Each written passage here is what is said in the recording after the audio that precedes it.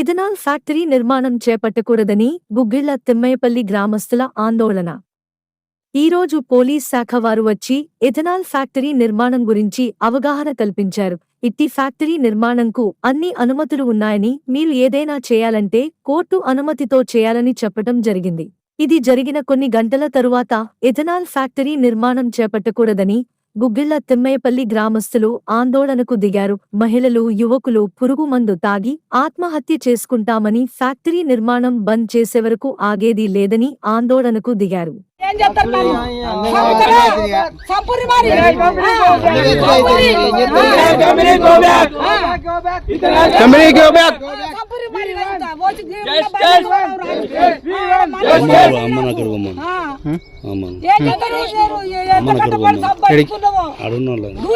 కొంచెం